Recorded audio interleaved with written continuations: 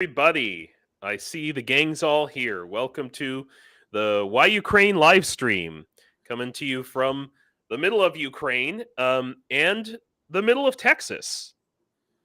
Yeah, so we have with us today a former and future, let's say, fighter and volunteer in Ukraine, and you're recovering, right? Oh yeah, Texas. my second of three injuries is the one that brought me home, and I'm recovering from that, and it's going well. The symptoms have dissipated. The doctors took a wait and see approach. What was it? Surgery. If you Well, don't the mind. one that brought me home, I took a blunt force trauma from an explosion. Something round and heavy hit me in the side of the head and damaged the temporal nerve, which caused eye trauma and ear trauma. Now you were wearing a helmet at the time? I was, but Yeah. No, it's funny. I was just talking about that in my so the last live football stream. players. Yeah, no, I mean for really, my hobby outside of this and everything, before I came to Ukraine, my hobby was full contact medieval sword combat. So I've been hit in the head with blunt objects many, many times, and I know it can. Mine was lacrosse. Oh, yeah, same idea. It paid for my university, so yeah. Yeah. Cool. So we don't particularly have an agenda today. This is just kind of like a introduction. We got a lot of cool people here. K Bell. Oh my gosh, K Bell is here. Catherine is in Australia, and I don't know what time is it in Australia, guys. Like, it's about 3 to 4 hours ahead of you. Oh, okay. So not too bad then. No. Hang on. I poured myself too much. My wife made me a cup of chicory, and I just poured it. I have this giant beer mug that I got from Lutsk. I don't know if you've ever been there. It's kind of like between Rivne and Lviv, I have. I'm sure. I've driven through You've probably been through it. Yeah, it's one of those places. It's anyway. Be that as it may. So before we get started, though, we have Dick Dawson on here. Wow, thanks for coming, Dick. Herb, Ronnie, Manu's in Italy. Ronnie is in Belgium. Dick Dawson's in Canada. So we have people, really worldwide audience of diehard Ukraine people. And great. And Blonde Bombshiller brought her friend Elise, who's from Cape May, Delaware. Did I get it right? No, but what's very interesting about it is that they have this little resort beach town. Oh no, I'm sorry, New Jersey. Oh my God, that's even worse. Wait, now tell me now, where are you from? I know you're in Texas now, but are you originally? I'm from the mountains of Virginia. Oh, okay. Where sleeping with your cousin is okay. Yeah. So I've heard, Mm-hmm. But yeah, so people, it's amazing that people all over America. I try to tell this to Ukrainians and try to help them to understand that people all over America are supporting Ukraine and want to support Ukraine and are coming here to do stuff for Ukraine. And that's why I want to bring folks like you on to my show and just kind of get the word out and tell the story that, for our American and worldwide audience. And also we have, a lot of Ukrainians who watch as well. So tell me, when did you first go to Ukraine? March 5, 2022. Wow. Yeah. I remember it well. I was laying in bed in this house right here, with COVID. Like, I got COVID the first day of the war, and was like flat on my back, sick for like a month. It was awful. Yeah, I had it for 3 days, but my internal drill sergeant told me to get off my lazy ass. So awesome. So wow. So you came like boom. Were you? Yeah. Were you prepared? Did you have contacts here? What did you? No. I flew into the Warsaw airport. If anybody's flown into Warsaw, I went straight across the street to the hotel. I thought I was going to take some time to plan it out. Met some lads there. I met somebody there who was not necessarily military. And he already had a plan. And I'm like, okay, I'm in for fun and games. Let's do it. So I got there. Cool. I got there at 4:00 in the evening, and I was on a bus by 9:00 that night and crossing the border the next day. Wow. And I mean, now, please understand if there's anything that you can't talk about. I'll let you know. Yeah, for sure. All right. Yeah, for sure. But so, I mean, where did you go? What did you do? Well, I started in Lviv. Half the people I went with jumped on a bus straight to Bucha. I have a medical background. Yeah. And so I went to the Veterans Hospital in Lviv. I helped organize them. Then I went to Bucha. Wow. I was there for about a week. And then I got a phone call. I mean, Bucha was very much, under attack in the front line. Correct. So I went to Bucha, came back, and because I got a phone call from the head of the hospital there, Max. And Maxie, he called me back, and he asked me to help train his people. So between that time and right before Yavoriv got attacked, I don't know if anybody remembers Yavoriv being 32 cruise missiles came in, and 8 of them got through. Most of them were Georgian volunteers, no tents, no buildings. They were all in tents. Anyway, long story short, in that period of time, I set up their hospital for a tier 1 trauma center. And in doing so, when Yavoriv got hit. In Yavoriv? Yeah. No, I was in Lviv. Wow. Yavoriv is a little north of Lviv. I've been there. Right. So it's north of Lviv. And so when Yavoriv got hit, we had 112 patients in less than a 12-hour period. Now, these were all criticals, not just, a boo-boo here and a boo-boo there. And, so Maxie ran the hospital really well. We didn't lose a single person. Wow. Some of the stuff I don't show you and I won't show you is that I was assisting with amputations in the hospital. Oh, wow. Like, I mean, did you have to hold the saw or did you hold them down? I was actually in the video. I'm the one cutting away the tissue around it, and the doctor actually had the saw, and he was sawing. So I was manipulating the leg so he can get a good cut this way instead of this way. Yeah. So you said you have a medical do you have a military and a medical background, or? I do. My undergrad and graduate studies are both in biochemistry. Oh. Okay. All right. And did you have military experience before? I do. 21 years as an Army. I started out as a Ranger, and then I moved onward and upwards from there. Wow. All right. So you were like on it like white on rice then. Yeah, my first combat was 1989 Panama. I remember that. I think I was 11 or 12. Yeah, I'm 55 going on 56. Yeah. So wow, that's what an amazing so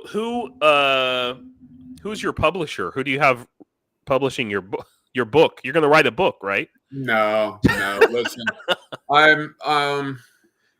I don't honestly. I don't do things for things like that. Well, it's just not my nature. but seriously, I'm glad that someone gets to hear your story, because, like I was saying, there's so many Americans don't know, Ukrainians don't know, people all over the world don't know that we were here and we're doing stuff. Cypher, one of our members here, says, "Hey, I was in Panama, 549th MP. Oh, Fort Davis." Yep, Cool. yep. I was with the 3rd of the 75th. We're the ones who jumped the airfield. Mm. Parachuting.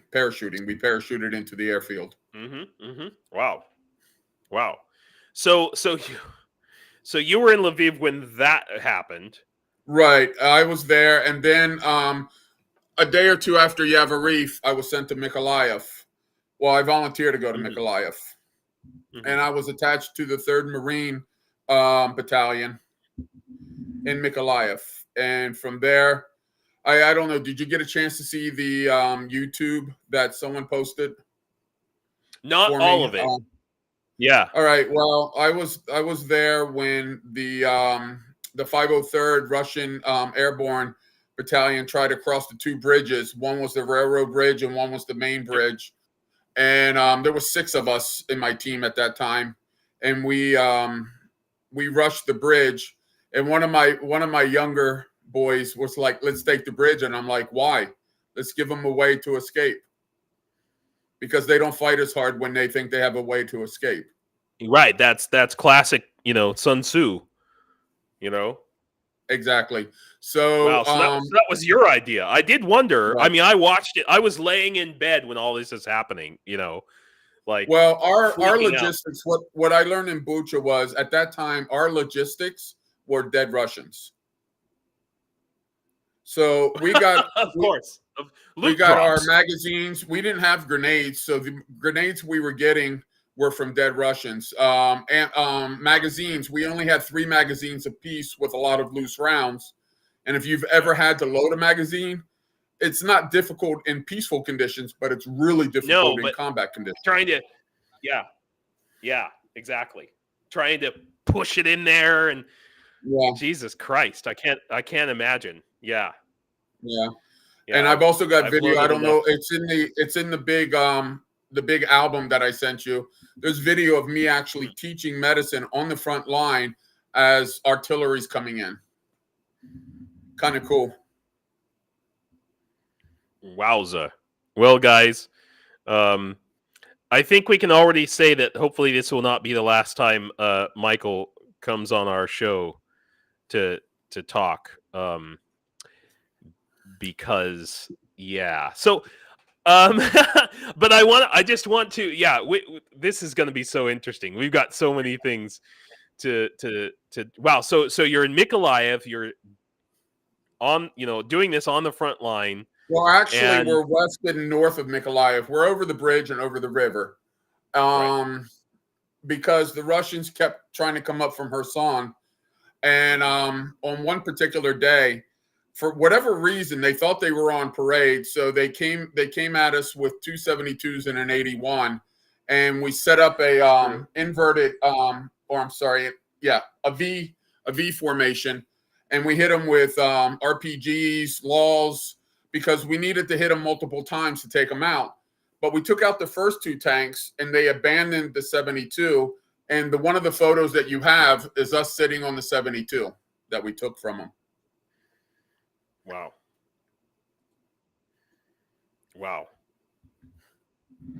That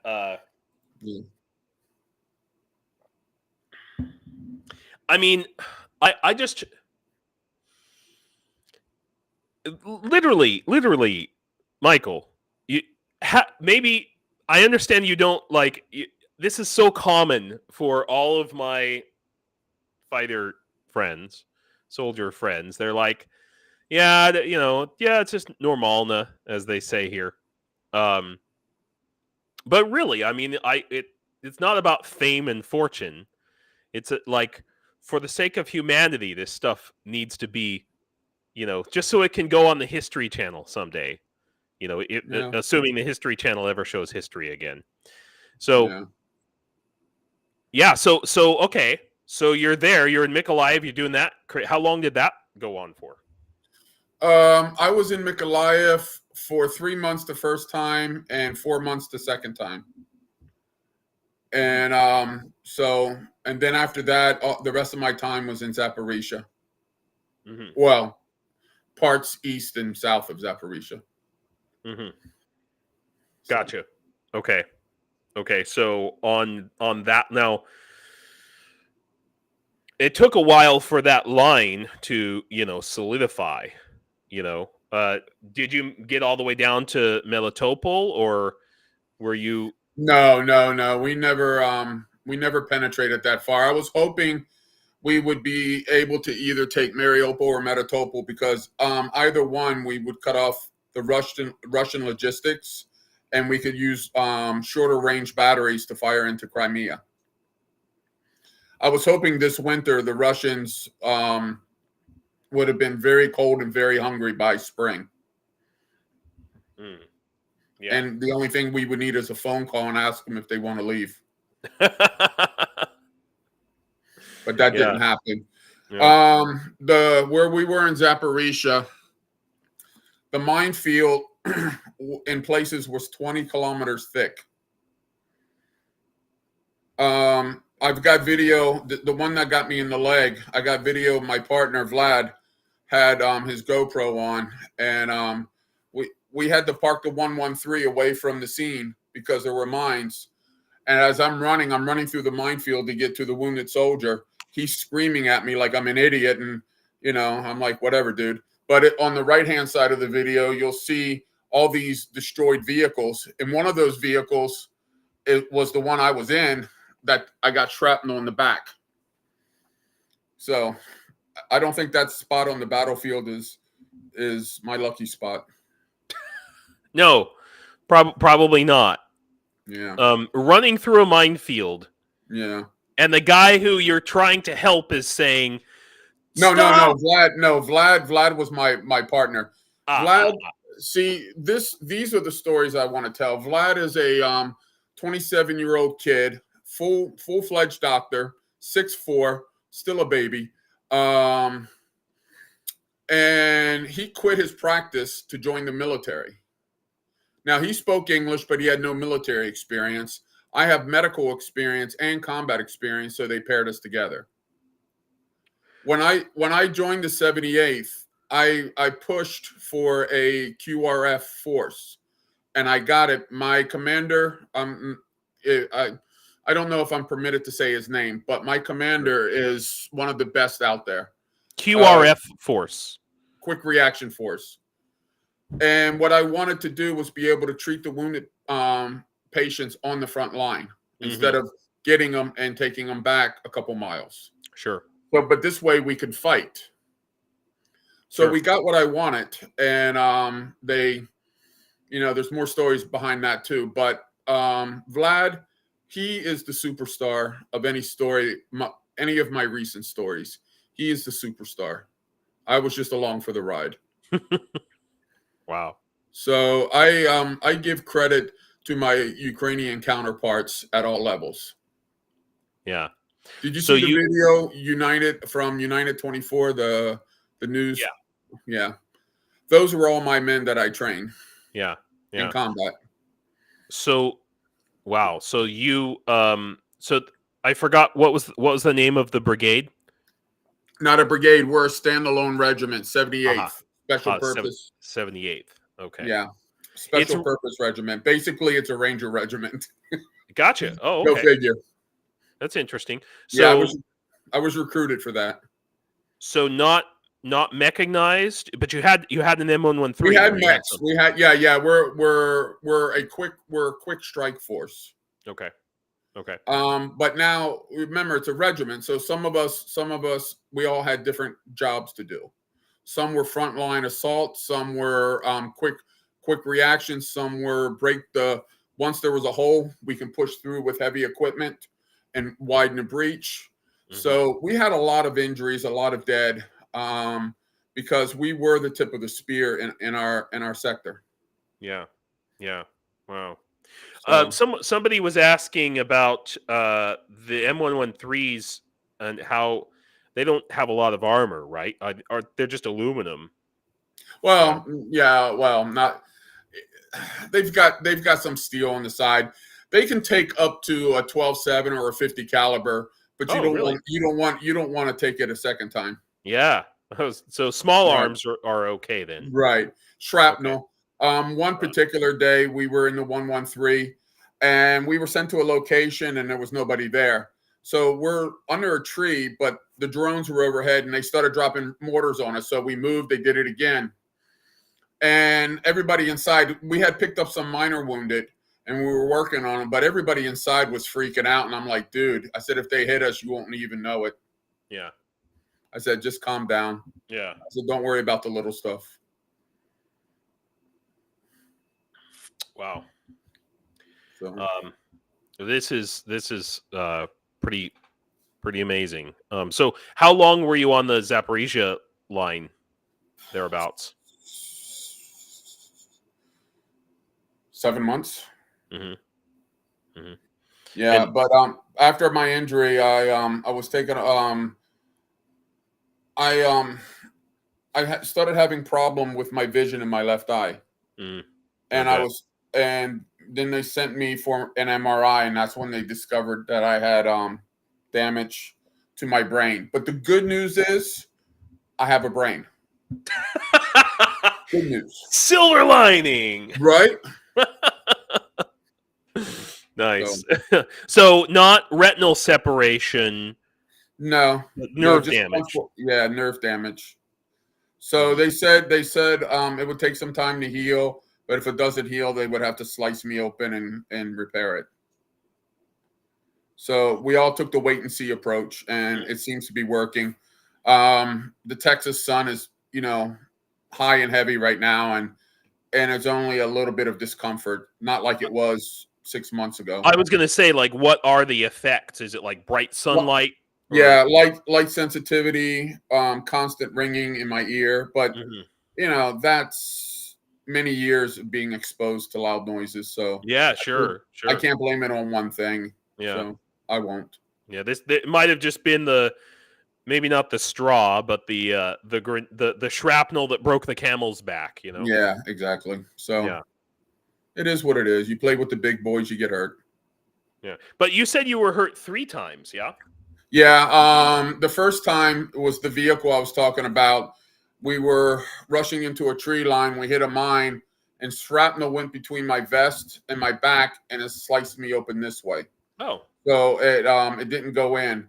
The third time was shrapnel in my leg, which I took out myself. Well, actually, Vlad took it out. As I'm working on one patient, he's working on me because he saw the blood coming out of my leg. And okay. Go ahead. It's just a little fun. It's a funny image in my mind. Like okay. Forgive me because I know this is horrible, but I'm thinking of if you've ever watched nature shows with chimpanzees or baboons, where they're like one baboon is picking on the other one's back, eating bugs or something, and then they have a little like 3 of them in a row. But yeah, you're doing that, except of course you're putting on a tourniquet. Or whatever. I told him to fuck off and get to work. So. Oh, that's awesome. Yeah, because I knew it wasn't bad.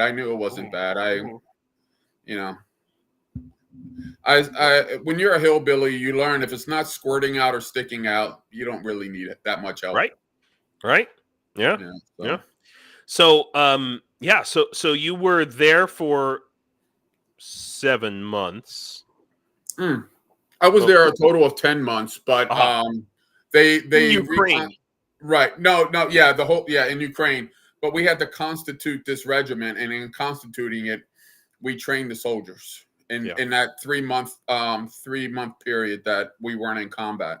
Mm-hmm. And what did that training look like? Like what kind of? I've got video of me training them with live fire rounds, training them how to switch their magazines under combat conditions, screaming and yelling at them when they did something wrong and things like that. So, Yeah. Okay. That's funny. I'm It's just in those videos are actually in the thing that I sent you, the big file. the big folder Yeah. of videos. Yeah, we'll Yeah. we'll have to take a look at that. Yeah. Maybe we might do that next time, or we'll see if it kills It's my fine. computer. You know. Yeah.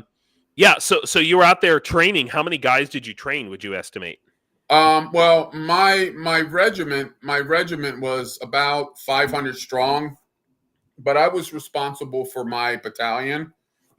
I'm sorry, our regiment is 1,500 strong. My battalion was 500 strong. Yeah. So I focused mostly on my company, but there was medical training that I did with everybody. Mm-hmm. So I'd bring in a new crop of soldiers, tell them to empty their bag, and I told them, I said, until I teach you how to use something, you don't get to put it in your bag. That's good. That's good. Yeah. Yeah, no, definitely. In my experience in the Legion, yeah, a lot of guys showed up with a lot. I showed up with a lot of shit that I didn't need, and didn't have a lot of shit that I did need, and didn't know how to use the stuff that I did have. So, that's normal. Yeah, one person said, Cypher said, so he basically was a drill sergeant when not in combat.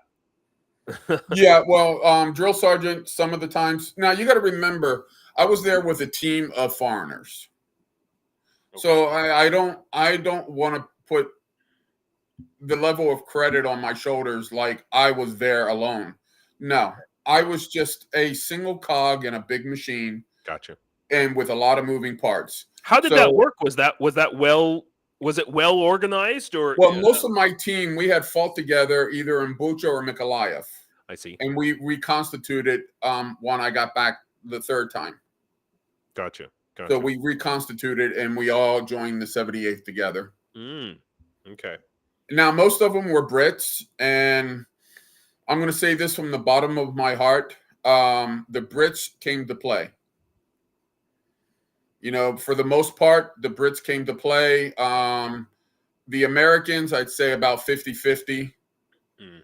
Other countries, I'm not gonna, because I see some of these countries on here. I'm not gonna say which country it is, but there was a guy that I crossed the border with. No military experience, no weapon experience, and on the fourth day, for some inexplicable reason, his face was swollen and all of his equipment was given to the Ukrainians. Oh, shocking. Yeah. He went home. Yeah, I bet. Yeah. What? So he pissed off somebody then, huh? He did. Yeah. Wow. Yeah. But I thanked him for his donation when I was taking him to the truck. Wow. Yeah, I saved his life. Really? Yeah. What the hell? I mean, what the hell did he do? It wasn't what he did; it was what he couldn't do. He couldn't be a soldier. I see. Sure. No, yeah. And I didn't have the time to wet nurse him. Right. Right. I met those guys too. Yeah. For sure. And from different countries, although I don't think we have any Germans in our group here, but it just in the time the small time that I was in, it was always the Germans for some reason. The German guys. Don't know why. Just, No, I never had problems with Germans, Finns, Swedes, Arabs. Yeah. This was a little closer to my own border. I see. Fair enough. And yeah, we ran into a few of them like that. Mm-hmm. And so when we joined the 78th, we had a huge vetting process for any foreigners coming in. Yeah, that's really, really important. Yeah, our commander and our sub-commander and our political officer, I mean, I'm best buds with all three of them. Yeah. And they asked me to make sure. They told me, they said, Michael, anybody you don't want, let us know and we'll get rid of them. Well, so that's what I was wondering about. Like, what was your vetting process? Well, I don't know if you've been following this Join the Ukraine thing. I keep repeatedly saying, anybody when like Olga asks me something, can you take this person or something? I say, do they have provable military experience? Right. Provable. Yeah. I don't care what you say. I don't care how big you think your whatever your dick is. Yeah. You know, if you can't prove it, if you don't have it on paper and can prove it, then, you know, there's units out there that will take you. We're just not one of them. Right. I've lost too many good men. In the last 3 months, I've lost 6 foreigners times 3 Ukrainians in the last 3 months. Mm-hmm. I don't have time to care about your feelings. Mm-hmm. Mm-hmm. Yeah. You know, I've lost a good lad from Oregon. His name was Ian, and he was such a young kid, so bubbly, such a wonderful kid. No military experience, but he had already joined through a different way. Mm-hmm. And we trained him up. We took him under our wings, and you know, he and his team were hit by drone attacks. Sure. And have you heard of the Norman Brigade? Yes. Yeah. I recruited a lot of members for them, and the commander was a friend of mine, and some of the people that were with him were friends of mine or that I recruited for him, and they also all died. Wow. And so those people out there thinking about joining, it's not Hollywood. Yeah. Think of the scariest environment you could be in and then multiply it by 10. Then you'll get a sense of what combat in Ukraine is like. Yeah, it's true. It's true. You know, for real. Yeah. I mean, so how are you dealing with it now? I mean, I assume you probably plan to go back at some point in August. I'm going back in August. Okay, in August. Wow. And are you going to join up with the 78th again? Yeah. My commander, he's upset with me that I'm not back yet. Of course. Naturally. Yeah, I don't mean upset like, you know, he's going to remove pieces of my anatomy upset, but just, you know. Right. It's like, we need you back, you know? Right. Yeah, for sure. No, I have friends who, you know, have had to step out, and then they come back and you know, for a few months or more sometimes. Yeah. I still run my business here, so I run a business. Yeah, I do solar and wind energy. Okay. Commercial and government. I don't do residential, but yeah. Mm-hmm. Wow. Okay. So commercial and government, you don't do residential. No, I don't have time for hand holding. Yeah. Okay. Fair enough. Yeah, there's probably not as much profit in that. But you have other people, right, who Yeah. You build a team, you educate them, you build them up, and you set them free. Yeah. I mean, you have other people in Texas who basically are doing the business. Texas and the Caribbean. I have a lot of contracts in the Caribbean as well. Really? I do a lot of work in the Caribbean as well. Puerto Rico, the Virgin Islands, Barbados, Martinique. Yeah. Wow. This is fascinating.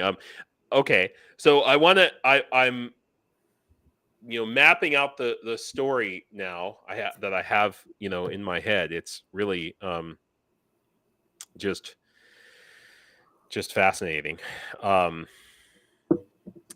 So I guess now might be a good time. I'm sorry I didn't. I might be able to bring up the Google photos so we can bring up the videos, but I wanted to at least show people who are watching some of the pictures that you sent me, and then we can talk about those and what's going on in those pictures. Remember, I don't have my beard in those pictures, so you'll see a baby face. I saw in some of the pictures you have maybe a little bit fewer gray hairs, if I'm not mistaken. And some of it is clean shaven. Yeah. Okay. Cool. All right. So the first one is the one where here we go. There's the guy getting on a tank. Yes. That's the tank we took. That's my best mate on top. I'm the one taking the photo. That's my best mate on top, Carl. Mm-hmm. And the guy who recruited me the first time, that's Misha. And this is a T 72. This is a T-72. Okay. Yeah. Wow. Oh, okay. Here's you. Yeah, that's in Zaporizhia. A few days before my boss passed away in one of the assaults. He's the one taking the photo of me, and I'm flipping off Vlad on the other side of the. Nice. Zaporizhia. Zaporizhia is a nice town. Yeah. You know the hotel that was hit, the Rain Guard hotel that got hit. I was there a week before it got hit. In Zaporizhia. Zaporizhia, right by the river. It's called Rain Guard. Now they sold it to another company, but at that time it was the Rain Guard Hotel. They have a chain across Ukraine, and I was staying there. And a week later, it got hit with two missiles. Wow! It's on YouTube. Yeah, I remember. What one of our viewers was asking, what do you think about the change in the law for foreigners who want to serve, that the minimum service is 6 months now? Well, my contract is 3 years, so 6 months is nothing, and I think it should be longer. By the time you train them and get them organized and equipped, 6 months goes by like nothing. Yeah, you're almost done. I think it should be a year at least. Yeah. Yeah, 2 years maybe. Yeah. Interesting. So I have a 3-year contract. So, but I plan on being this summer. I should get my citizenship. You're in Ukraine. Yeah. How did you? What did you have to go through to do that? And wait, how long have you been in Ukraine, or have you been coming to Ukraine? I know you came years. Over 2 years. Okay. Once you join the military, you get fast tracked. Now that they changed the law from the official language Ukrainian English, you can take the citizenship test in English. Oh, really? Yeah. Oh, shit. Yeah. What are other than just being able to say, "Hey, I'm a Ukrainian citizen," that's cool. Yeah, well, you gotta be able to prove that you can financially support yourself, which I can. So What are the advantages of becoming a dual citizen? I don't know about that, but I know they have the Carpathian Mountains, and that's all I care about. Yeah, fair enough. That is pretty cool. Are you gonna come and live here after the war? Yeah, I want to build my forever home, and I see a question there. Yes, I can keep my U.S. Citizenship. Good question, Ronnie. Yeah. Before there was some Ukrainians couldn't have dual citizenship, but I can. Interesting. Okay, but a lot of Ukrainians do have dual citizenship. Now they do, yes, but before it was difficult for them. But now, I can keep my U.S. passport and my U.S. citizenship. Okay, let's take a look at this picture. This is you looking very handsome in your burlap shawl here. It's actually a French parachute scarf, but if you look over my right shoulder, you'll see the 113. Oh yeah, there it is. I thought it was a cardboard box. No, it's a 113. We camouflaged. Yeah. The mosquitoes in the area that I was in. That's why I wore the parachute scarf to keep mosquitoes out of my face. Man. Oh Jesus, they are. Yeah. They're on you like faster. As soon as you just go to take a piss, and they're on you, man. Yeah.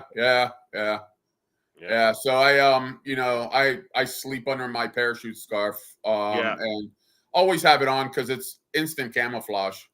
Yeah, that's a good thing to have. I have never seen one like that. It's a French one, and I got one for Carl. I had 2 of them, and I gave one to Carl. That's super cool. All right. Oh, there we are. Yeah, that's someone. One of the medevac people took that photo. I don't know what I was thinking at that time, but it had to include boobs. I'm just looking at are those tourniquets on your shoulders? Well, on my left shoulder is a punch knife. On my right shoulder, it's a red flashlight. Oh, okay.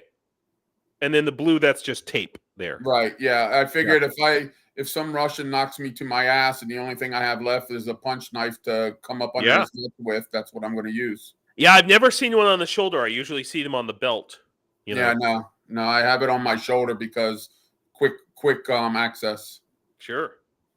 Whatever's going to be the best, And I'm sorry, it's turned sideways. I don't. Yeah, that's how I took the photo. Yeah. But so this is is this your last wound report? No, that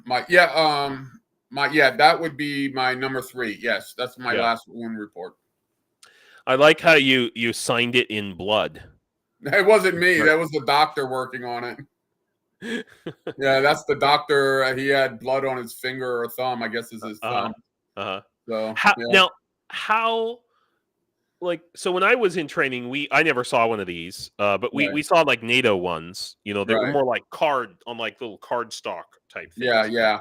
I don't like those. It's way too much information, and you don't have time to be filling out stuff like that. I've never liked the NATO ones. So we use the Ukrainian ones. Which is this type here. Yeah. This was at the field hospital. This wasn't on the front line. What I suggested on the front line was a 3x5 card, which was easier to, put the name and a brief diagnosis of the injury.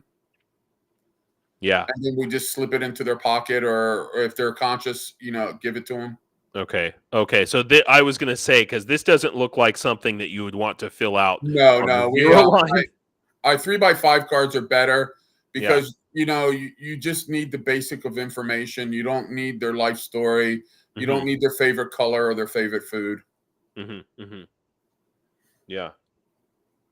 Their favorite color, their favorite food. That's awesome. Yeah. There's so many different things here. And I see, there's, I see you took a shrapnel. Manu asked, I was in the Desert Storm. Yeah.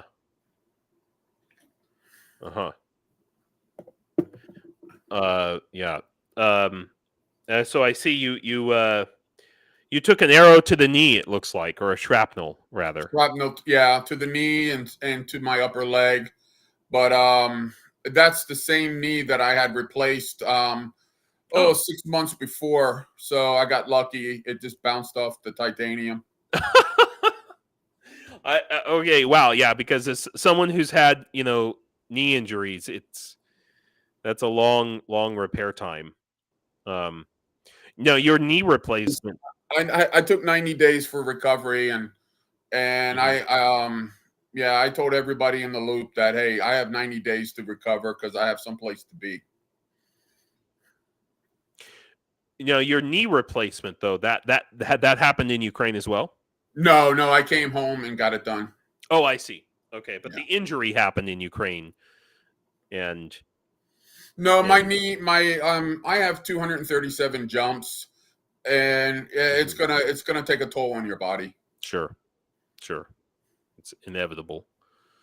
Yeah, but once I had my knee replacement, I'm telling you, it was like a Viagra for my knee. Really? Yeah. Wow, maybe we should all just become cyborgs, I'm telling you, if you average all the parts in my body, I'm a lot younger than 56.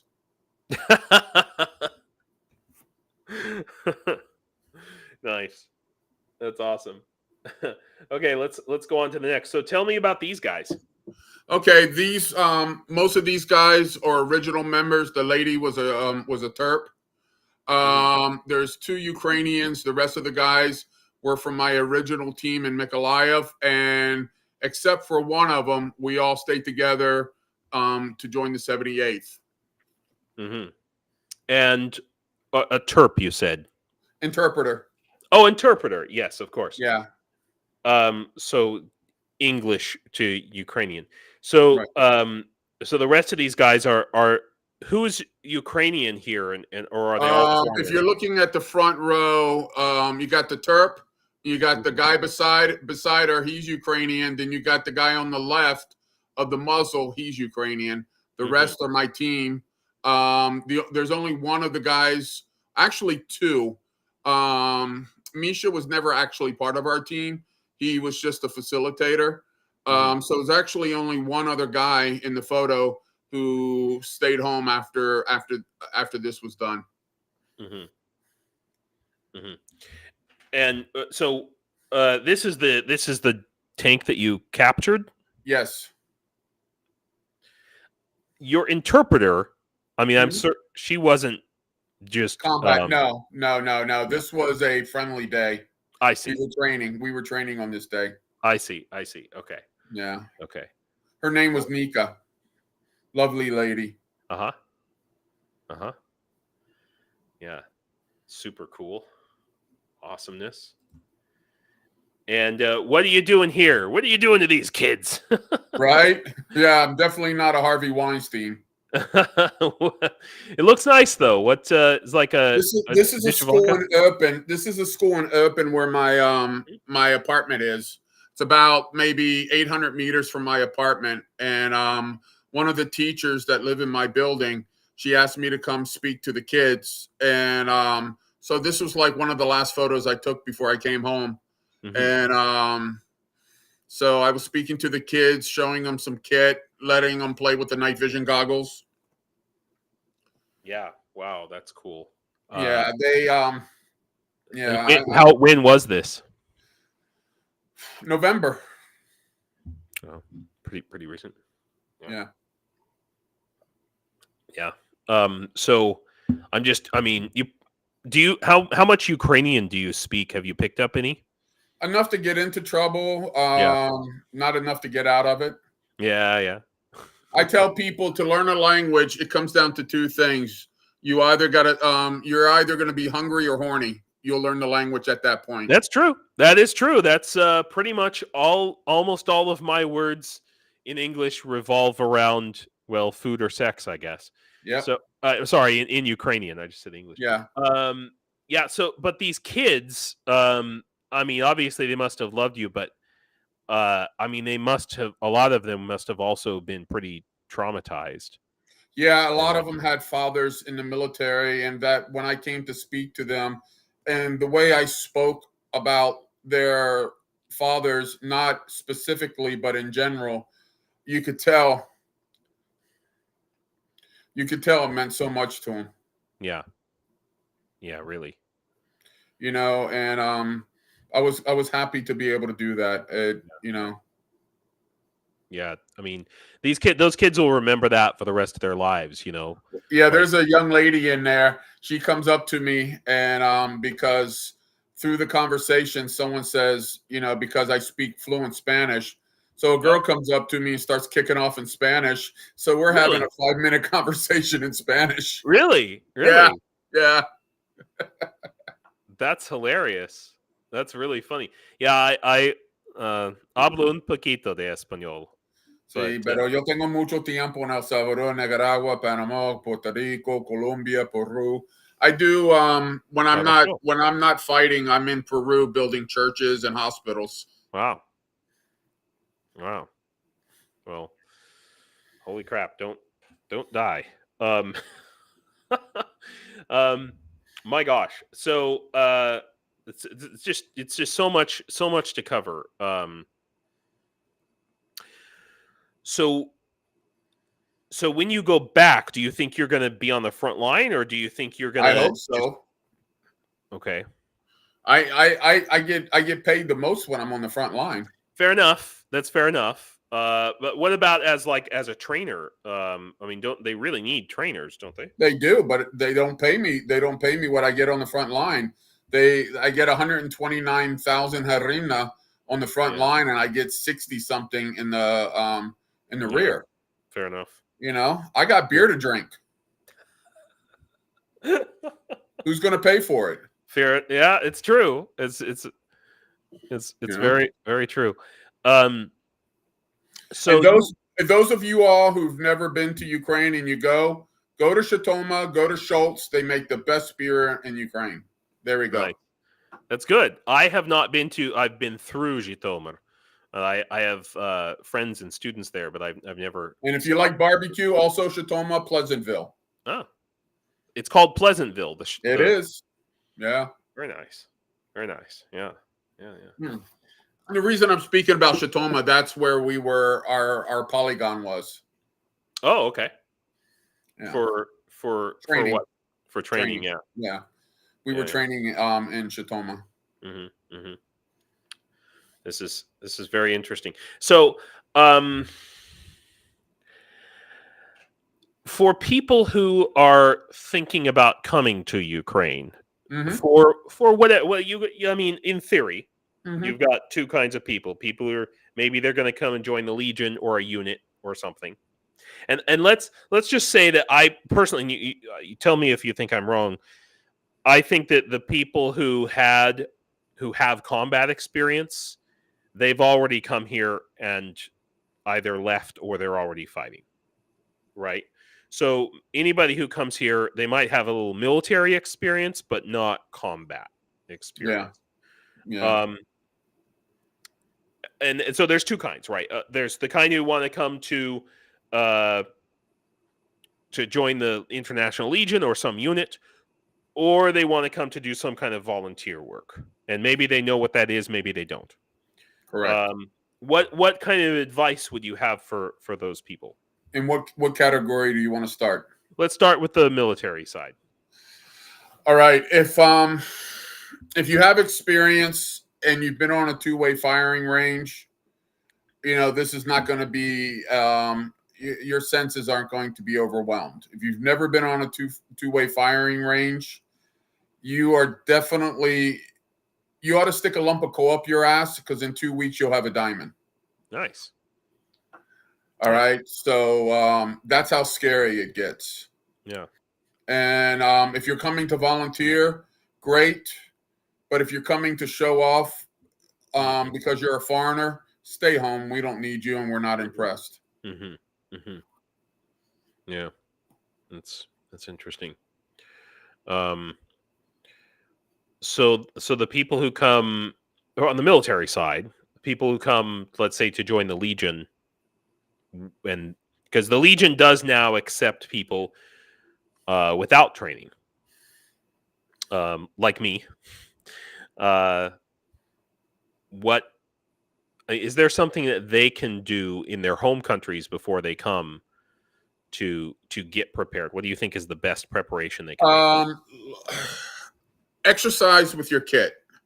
If you don't have a kit, you need about 23 to 40 kilos of weight. Yeah. Start running with it. Start doing sprints with it. Start doing squats with it. Jumping jacks. Mow your grass in it.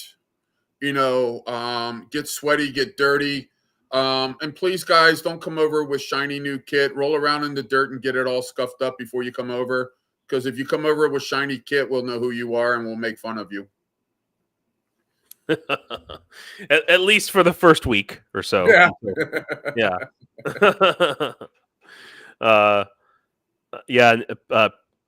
Petra says, and don't. Oh, I see. Petra says, I don't drink. Okay. It's one thing I have noticed. I mean, just for my limited experience in the Legion, which was very limited. Although I do hope to go back. Right. A lot of guys from whatever country who showed up, let's just say they had some problems, maybe some personal problems, alcoholism being the most common. Alcohol, drugs, abusive, you name it. Yeah. Yeah. And I guess, you bring your demons with you. Maybe. Yeah, well, so be it. Yeah. But you put my life or the lives of my people at risk because of your demons. Trust me, I will exercise them for you. How do you filter those people out? Because sometimes they're good. They just shouldn't ever touch a beer ever, or. Well, we had a guy like that. And, well, actually we had several guys like that. I'll give you an example. One guy was mouthing off, and I took him to a quiet place, and I asked him if he would like to have this same conversation. And when he sobered up, I told him, I said, "You don't touch a drink around me ever again." Yeah. And he understood, and he at least kept his cool at that time. Yeah. Yeah. Yeah. Yeah, Now, I don't have a problem going full score on somebody who puts my life or the lives of my people at risk. I don't care about your feelings. mm-hmm, I don't care about how benevolent you think you are. Screw you. mm-hmm, mm-hmm. And have you had guys who, in the heat of battle, when the mortars are falling, who just freak out and panic and run, or what's the And usual? again, I was with the 3rd Marine Battalion, so no. And then I transitioned to the 78th, so no, Mm-hmm, because these were all combat professionals. mm-hmm, So no. Honestly, when the rounds, again, in the big folder I gave you, there's a picture of a hole in the ceiling, and underneath that ceiling is the basement where I was sleeping. The round literally fell on my head. I looked up and rolled, and I hadn't slept for like 3 days, so I rolled back over and went back to sleep. classic. So I mean, that's how we feel about it. Yeah. Yeah. Wow. And the only thing that pissed me off was I had spent 2 days clearing out that gym so I could play basketball in it.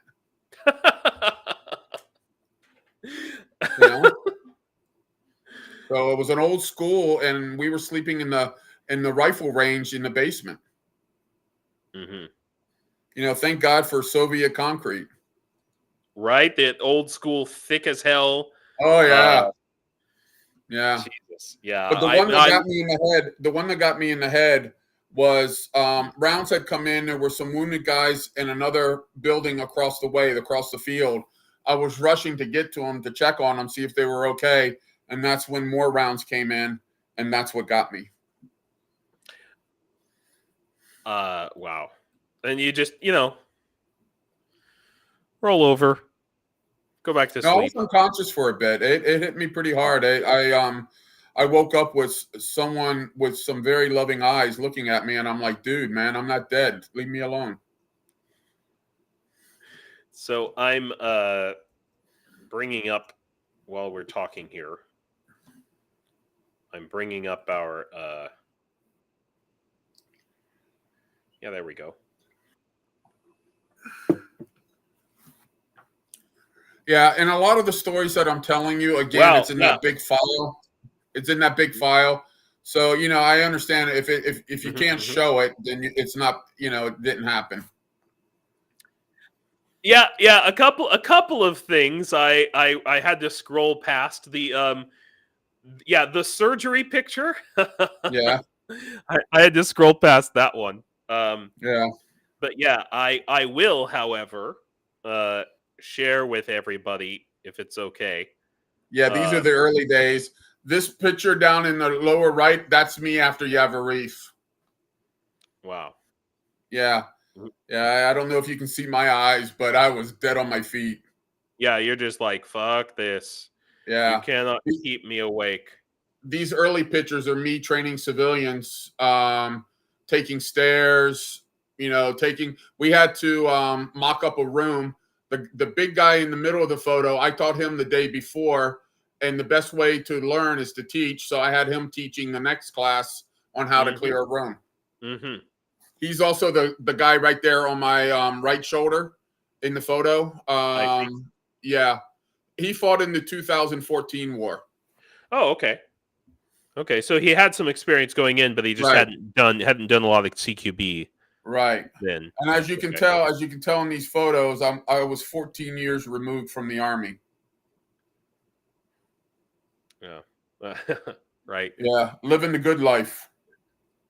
Yeah, I mean, how for you? I mean, you're talking about running around in your, in your full kit and stuff. How was that adjustment for you? Because I'm assuming you weren't, before the war, you weren't doing that. In the best shape. Oh yeah, but I'm a corn-fed country boy. The only easy day in life was yesterday. Fair enough. Yeah. Wow. That's Russian. That MRE we took off the tanker. Nice. Now these photos here, where you see me, you don't see me, but the right below the MRE is Mykolaiv. The other photos is where I'm teaching medicine on the front line. Okay. Yep.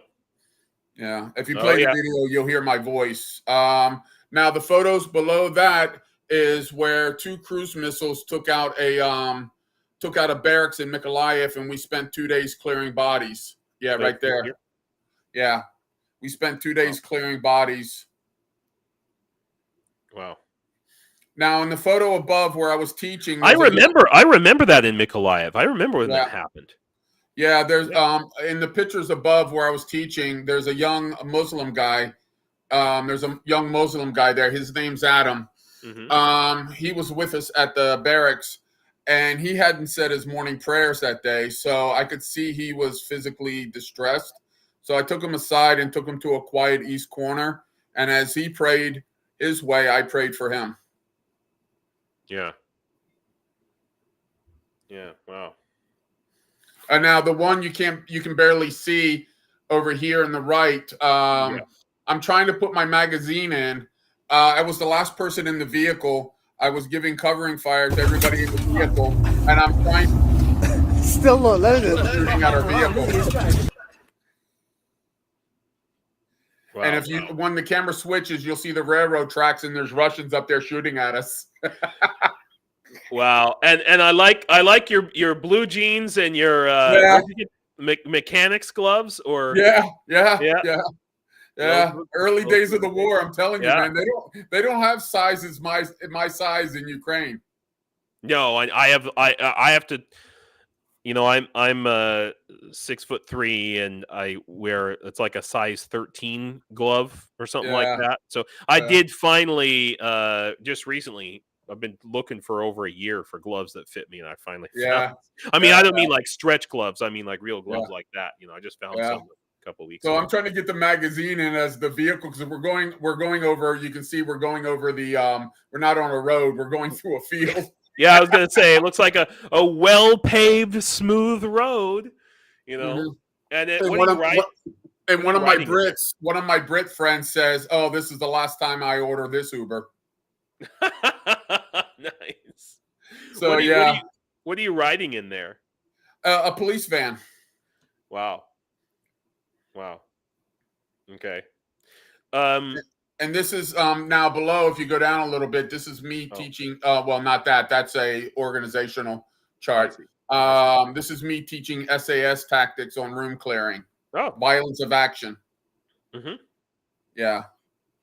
This was day one for him, so excuse the a little awkward, Yeah. You see, they're moving at the same time.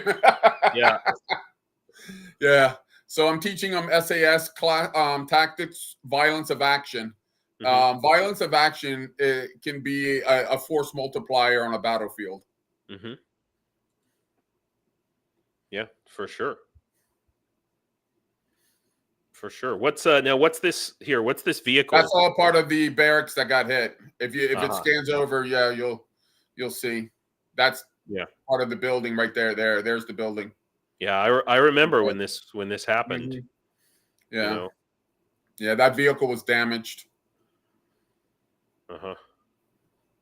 Yeah, I got this shot from a Swedish news reporter. Yeah. Okay, here they are, running down the thing here. Yeah. Oh, interesting. So you get your CQB. Yeah. Going on. You see the big guy in the black T-shirt? Yeah. He kept crossing his legs, so I literally got everybody together, and I was teaching him how to dance merengue. That's hilarious. Yeah, because he wouldn't clear the corner, and he kept tripping over his feet. So I took him and I started dancing with him in front of everybody, how to dance merengue, and I got him to use his hips. Interesting. Wow. That is too funny. Yeah. Really, really funny. And here on the field, we train anywhere we could. So, this is elements of the 3rd Marines that I was teaching. You know, fire maneuver, fire maneuver. Mm-hmm. So small groups. Yeah. You know, five guys at a time. 5, 6. Yeah. Yeah. Yeah. The patch you see, that's the 3rd Marine patch. Oh, okay. Now, in the early stages of the war, I was one of the few people who knew how to use a javelin. So, to my left of the screen over here on the corner of the building, I'm shooting a javelin, and if you watch the video all the way through, you'll see the T in the road. That's important because I take out 2 tanks with a javelin. Wait, And so this one right here? No, the back. Go back. The brown with the building, the village building. Oh, here we go. No, that's Bucha. Shit. That's a hospital. Okay. This guy. No, that this one, guy. yes. Yeah. Okay. Yeah. I'm on the corner. I'm on the left corner of the building when I fire the javelin. And you got to watch it all the way through and see the T in the road because it's important for the next video. Okay. We're gonna watch this twice for sure. Right. And so now watch the T in the road, and this was the second hit on one of the tanks. Well, it wasn't a tank; it was a BTR. Mm-hmm. Oh yeah. Now, if you go back, then there's an up close and personal shot. Okay. I wanna peel back a little bit because, first of all, I want to get the sound on this. Yeah. But then also, okay, so you're in the root. You're inside that building. I see. Okay. I'm on the corner of the building. On the corner, yeah.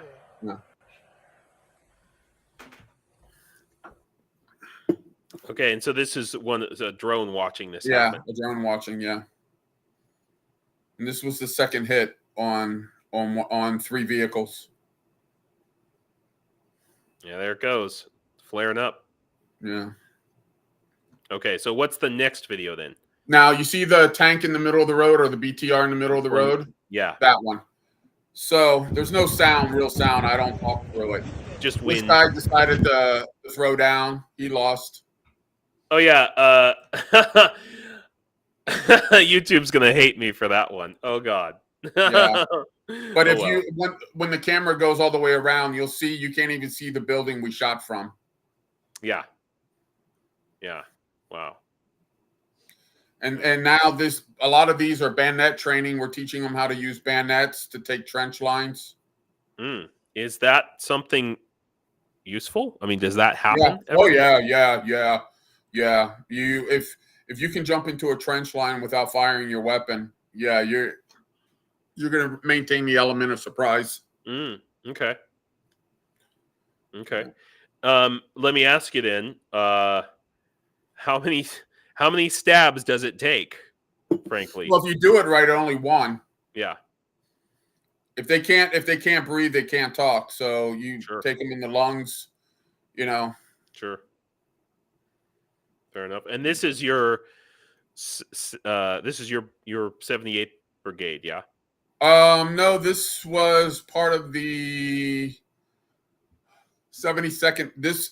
I was a standalone regiment, but this is the 72nd Brigade out of Lviv. Lviv. And how much, you've done all this kind of training. How much training did guys usually get? And I'm sure that number has changed throughout. Yeah, it has. But in the beginning, not very much, and definitely a lot.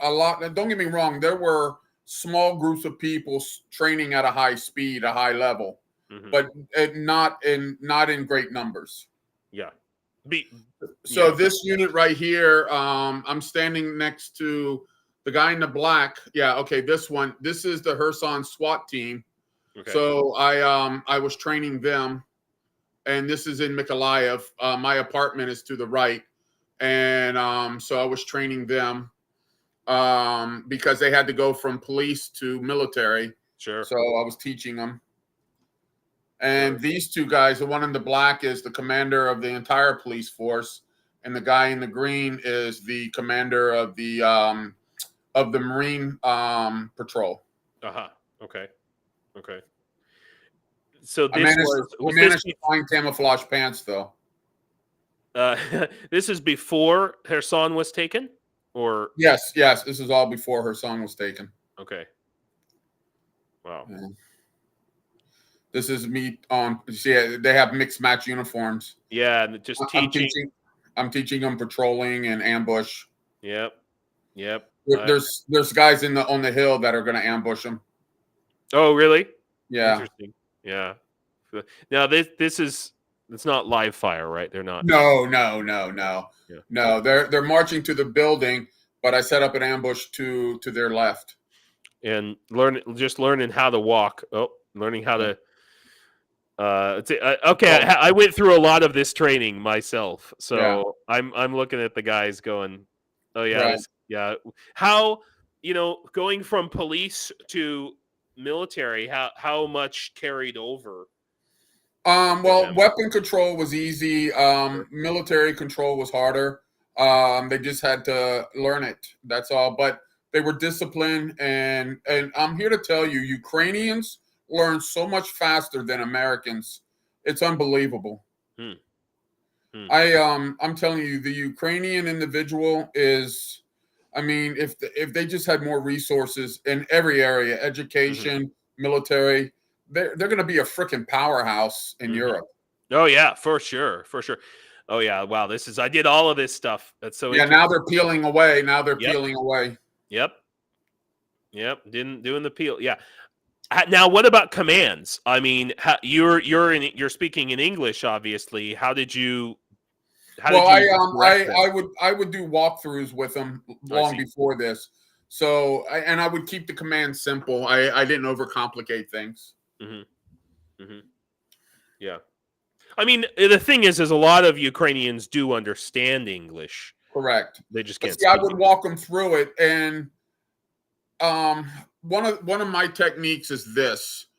I teach the officers and NCOs, and the Ukrainians did not have an NCO corps. So that was one of my goals, to build up their NCO corps. Right. So I would teach everybody, and then I would have the officers and NCOs take over. And if they did something wrong, I would whisper to them.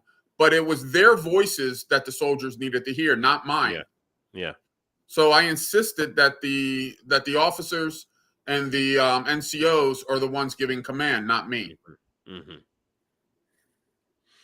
And I mean, just speaking in general, not necessarily your specific brigade or any specific unit. How did you feel about the competency of the officers versus the, lacking the NCOs? I mean, personally, I have friends here who, they were, officially quote unquote officers, but they had no training. Yeah, you had good ones, you had bad ones. In this particular unit, one was really good, squared away, paid attention. Another one, he thought he knew everything, and I had to kind of educate him. Now, if you see the middle photo there, there's a bumper sticker from a guy who helped sponsor me from Texas. And the guy in the photo, I call him Hollywood because he's got all the Gucci gear. And but that's a bumper sticker that I was putting on destroyed Russian vehicles. What? Yeah. That's such a hilarious, just weird bumper sticker, too. Yeah. Catherine just had a question. K-Bill, what is an NCO? Non-commissioned officer. Yeah. So a sergeant, essentially, or right. One of the various ranks of sergeant, more or less. Right. Yeah. So that is not something, essentially doesn't really exist or did not really exist in the Soviet army. Correct. And so that's why they're having such a hard time. Right. Now, is that changing? Do they have the rank of sergeant or the equivalent now? Or how are the Ukrainian army? Yeah, how are they handling that? Yeah. Oh, yeah. Their NCO corps is getting bigger and better all the time. Does every unit have an NCO now, or listen? Each one is completely different. I mean, I could tell some bad stories about one particular unit, a brigade commander. that literally told me in the beginning of the war, we don't have time to train our soldiers. Well, And no, he and I got into an argument, and if it wasn't for Misha, I was going to punch him in the face. yeah, no, I mean that was the attitude at the beginning, because everybody and I've heard this from Ukrainian, soldiers or what have you, that, well, every day training is a day that we could be fighting, Yeah. that, and I have heard that, and I think that Yeah. it's just short-term thinking and desperation, perhaps, Yeah. So Mm. this video, we're speeding through Mykolaiv because we were late for lunch. Oh, okay. You're not, running from shells or anything. No, we were late for lunch and we were in a police van. So yeah, hey, there you go. Yeah. We were late for lunch. And you hear me cursing at the drivers in front of us in Ukrainian. Nice. Yeah. Hauling ass. Yeah, that's Mykolaiv, guys. Yeah, it looks like a, pretty normal Ukrainian town. It actually looks worse now than it did in the beginning of the war. Yeah. I'm sure. Yeah. I'm sure. Yeah, these are this team photo. The guy standing beside me is Andrew. I gave him, I showed him the basics of being a sniper, and after I left, he keeps sending me his kill count. Wow. Oh. Are all these guys all Ukrainian, or yes, they're all Ukrainian. Okay. They're all Kherson's. They're called Kherson Tor, Tor. Mm-hmm. But I wrote it down there, Kherson Tor, but they say Thor. Oh, really? Kherson Tor, yeah. So this is their SWAT team. I see. Okay, this is the SWAT team. Yeah. Gotcha. Wow. And are they still active, or are they? Yeah.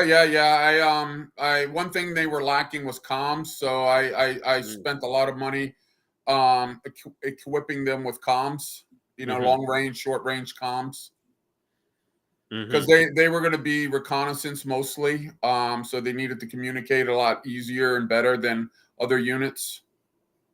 Yeah. So I got them digital, 2-channel or dual digital comms, so that means they couldn't be jammed so easy.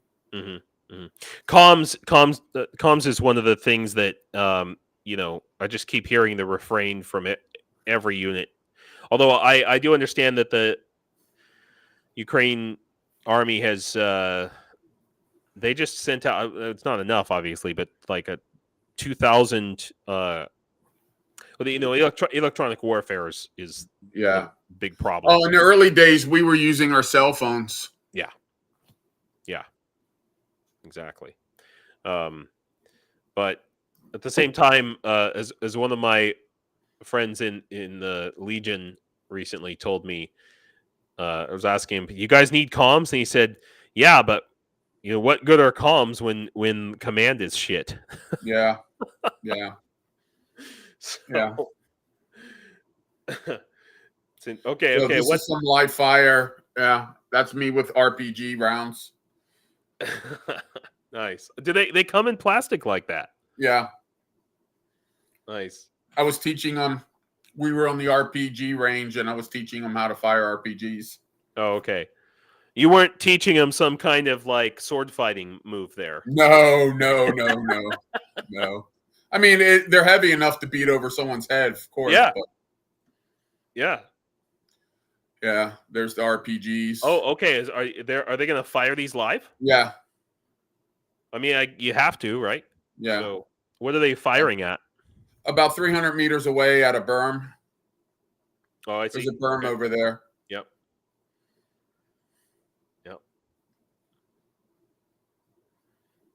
Is that the range of these? About 3? Yeah. You don't want them. You don't. Those are RPG 9s. The 22s are a little longer. The LAWs are a little longer. The AT4s are a little longer, but those are RPG 9s, and you don't really want to go past 300 meters. Okay. Yeah. And are they decent versus T-80s? Yeah, light armor. If you're going after a tank, you need to hit them multiple times. Right. Right. Oh, this is interesting. Is this a grad? I don't know. I don't know exactly what it was. It just didn't explode. It was a dud, is what it was. Yeah. Yeah. This is really awesome. So, are we going backwards in time or forwards in time? Forward now, yeah, forward. Okay. Who are these guys? This is at a church that I volunteered at. I was teaching the kids mass casualty care. Mm-hmm. And those guys in the t-shirts are all part of, well, two of them, 2 out of the 4 in the matching t-shirts, the boy band. 2 of them are on my team. I don't know who the other guy was. And I came along just to help out at this particular day. It was my first time at this church. Yeah. So I didn't get a boy band t-shirt that day. Nice. Don't be afraid, just believe. Yeah, right. Yeah. That's what the shirt says, I guess. Yeah, I guess that makes me Justin Timberlake or something. Yeah. You know? Yeah, there you go. There you go. Do a chair dance or something. Yeah. But it's just very striking that we so calmly say, yeah, we're teaching this group of teenagers mass casualty care. Yeah. I mean, think about it. Like, Yeah. I mean, obviously here it's absolutely necessary, but for my viewers back home, this church was in Shatoma, and I attended the church. So, I brought these guys. They were on my team, but they were also working with an NGO for teaching first aid and stuff. And I'd help out when I could, but I didn't have the time to give to the NGO that they needed from me. So I'd help out when and where I could. Have you done any work with NGOs here? I have. Honestly, most of them, they're there for the selfies. Yeah. Yeah. Sadly. Are there any that you have had experience with that you would recommend to people? Like, I'm thinking right now, going back to talking about advice for people, people coming here to help. Samaritan's Purse is really good. Samaritan's Purse is doing it. Docteurs Sans Frontières. That's French for Doctors Without Borders. Without Borders, yeah. That's another one. In the early days of the war, there was an NGO that we were in touch with. I won't say their name. It was a British one. Mm-hmm. And they gave us permission to raid their medical supplies. And when we got there, the paper pusher, also a Brit, he kind of didn't want to give us what we were asking for. So I suggested Carl to fill up the cart, and I would have a conversation with this guy. when Carl came back, the guy was very pleased to help us.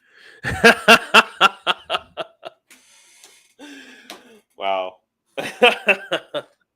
Okay. That's whatever works, I guess. Oh yeah, I'm whatever, for whatever reason, I don't have much of a filter. So, with that in mind, for people who want to come here to volunteer in some way, do you recommend contacting an NGO like Samaritan's Purse, or?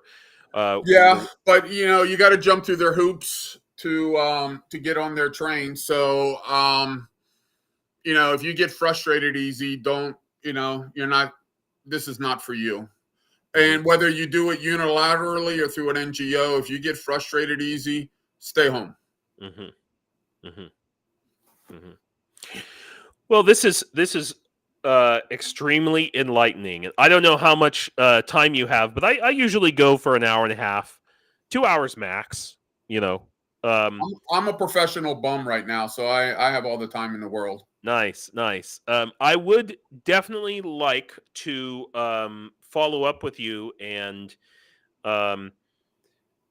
talk with you about maybe coming on and doing another live stream, and maybe I want to gather some questions from people, but also to answer questions specific questions from people who want to come here, and that's really ultimately my goal with this. But it's amazing, just amazing stories. I'm gonna take a minute to do a commercial break.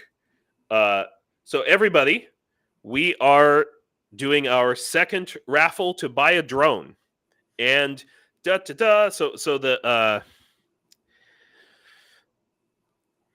our fundraising website was put on hold by Shopify. So I'm now on Buy Me a Coffee. So if you go to Buy Me a Coffee /Why Ukraine, you will be able to.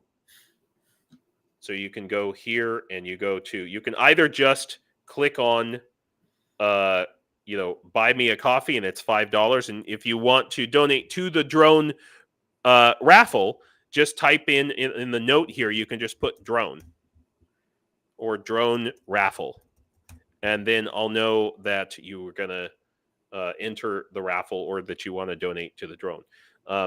But you can also, there's a little shop in Buy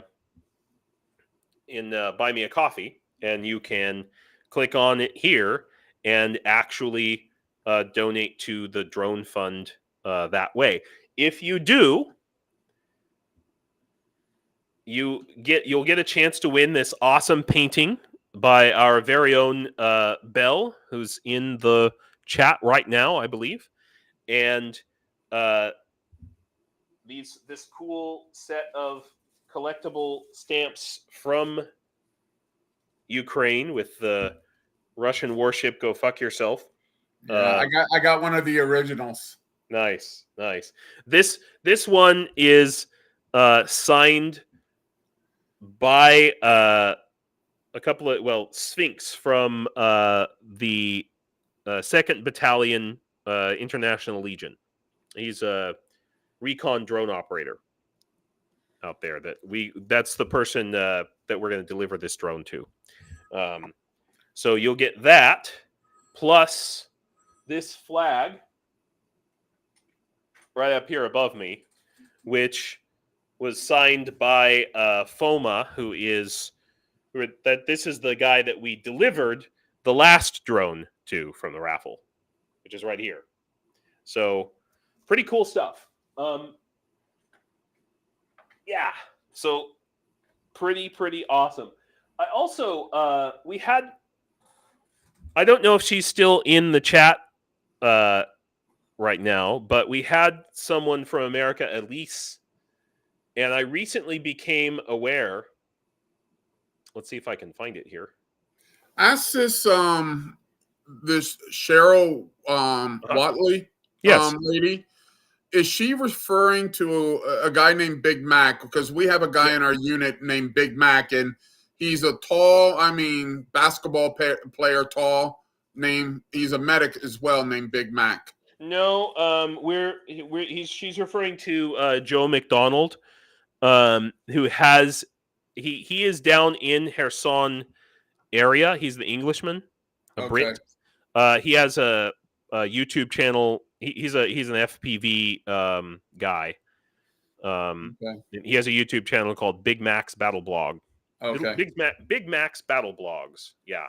And so So he's that's what brought me home, was my TBI. Yeah. For sure. Let's see here. So I just wanted to let's see. I can share my screen here. I just became aware of this awesome thing. And I've been sharing this. I've been trying to make Ukrainians aware, especially of the fact that Americans, again, I keep reiterating this, Americans are helping Ukraine in many, many ways that Ukrainians don't know about. And in fact, a lot of Americans don't know about. And I just wanted to point out this Cape May, which is in, and I said like Delaware or something, or it's in New Jersey. And they've raised over $500,000 for Ukraine. for shelters in Lutsk and humanitarian aid, all kinds of stuff like that. There's so many groups out there who are doing so many different things. Catherine asked, what opportunities are available through Samaritan's Purse? Is that something you would know? Well, if you have professional certifications in medicine, obviously that's that. But if not, then there's a lot of labor work that's still needs to be done. Now they tried to hire within the community, but they a lot of driving back and forth, supply work, handing out clothes, food, medicines, such, and most of the NGOs of that caliber will do the same thing. So you have and I just use Samaritan's Purse, but there are so many NGOs that are in Ukraine. In the beginning, there was a lot more, but like I said, so many of them were there just for the selfies. Right. They weren't worth the time or the effort to even put it within your infrastructure. Yeah. It's sad, really. Yeah. It is what it is. Yeah, and I know like the big ones like the International Red Cross, UNICEF, Save the Children. I mean, they have just a minimal presence in Ukraine, just enough to say that they're here. Right, and a lot of these NGOs wouldn't even cross the border. They were on the Polish side taking their selfies and handing out soup and selfies, as I like to put it. They were handing out soup and taking selfies to put on their webpage to raise money. And I mean, I actually belong to one of these groups here in the States. I'm not going to name them, but they wouldn't even cross the border. And I was already in Ukraine, and I found out they were in the area, and I told them we need help inside. Yeah. They're like, yeah, no, we're not going to come inside. And I'm like, bugger off. Yeah, seriously. Awful. Really. Well, so for those of us who are are there any questions before we go? I mean, I could answer some questions if they have any. Yeah. This is a great chance to do that. Bell said, I can drive. I drive a standard transmission here in the States. So for somebody who was going to drive, like let's say they were going to volunteer to go and make deliveries to someplace dangerous, let's say. Well, if you come over unilaterally, it's going to take you time to build the relationships you need to get into an organization. If you come over with a group, it's going to take you time to get vetted to come over. So either way, it's going to take some time, and all that time, if you do it here, it'll cost you less money. If you do it over there, then you're on your own until somebody, picks you up and decides to pay you. Yeah. That's an expensive decision to make if you're going to do it unilaterally. One of the NGOs that I've worked with, and a lot of us in the chat know, it's Greg Terry, the guy's name, that they do an NGO out of Texas, actually, with a church there. But he said that Cheryl Watley just said most of his volunteers were just drafted. So I guess they have like Ukrainian volunteers who but that's happened with a lot of Catherine says now Catherine has been to Ukraine many times to volunteer, and she says there's hundreds of local places to right, but these places won't house you or feed you or anything like that. So and it takes time to build the kind of rapport with these organizations to see your worth. So initially you would be there financially on your own. Yeah. So, and it's expensive. It's expensive. And I don't mean expensive as opposed to the USA. I'm saying if you have no money coming in and you're spending money, then it's expensive. Yeah. So, guys, great time to ask questions, but also if you think of some later. So we have a Discord, and people who are members of the channel will go in there, and I'm sure they'll have lots of questions. And so maybe if we can get you on here again, next week or something, it would be great to talk about some of those things.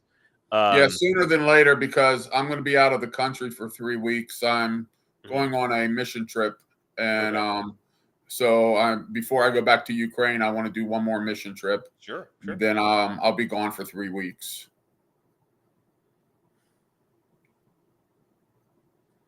Let's plan for next Thursday if you're not busy, Let me know if that's okay.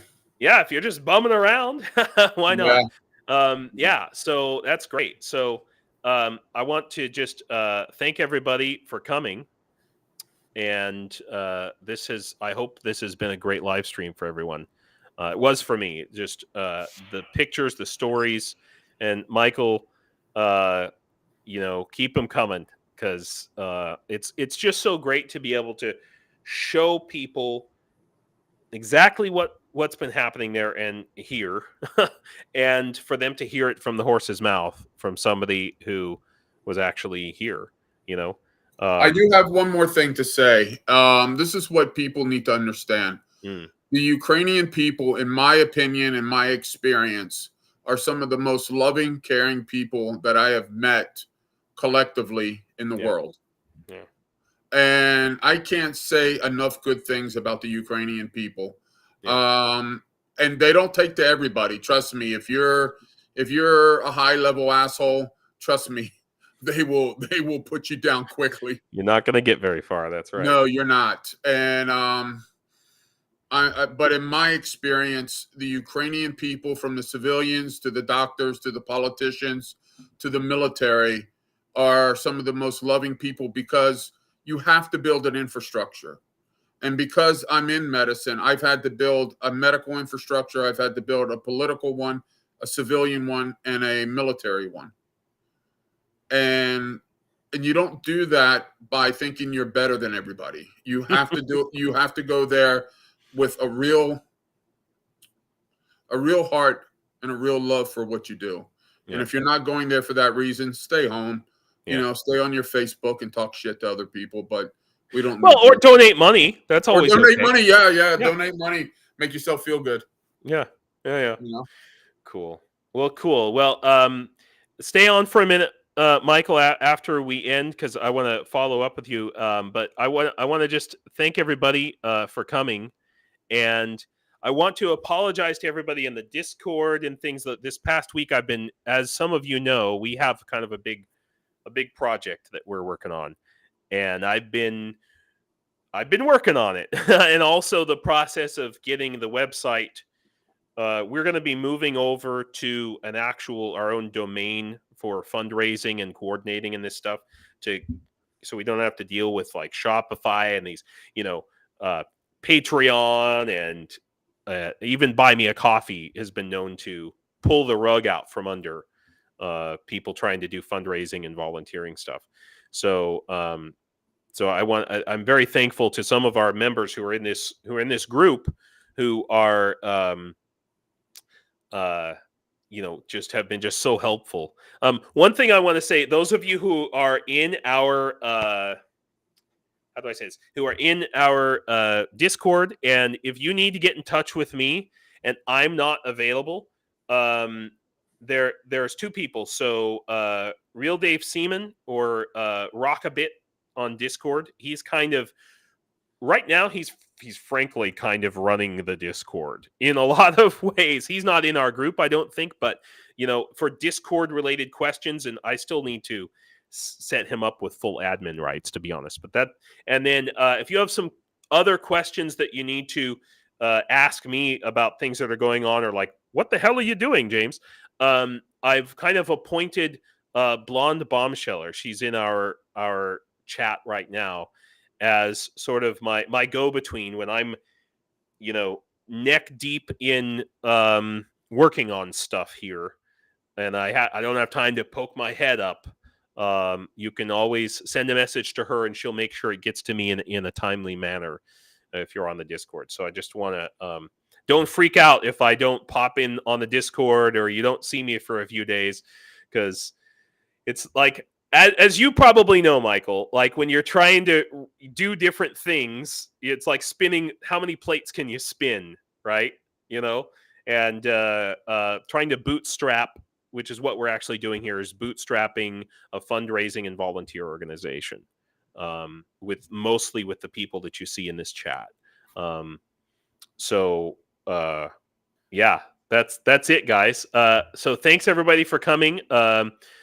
Slava Ukraine. Slava. Do побачення.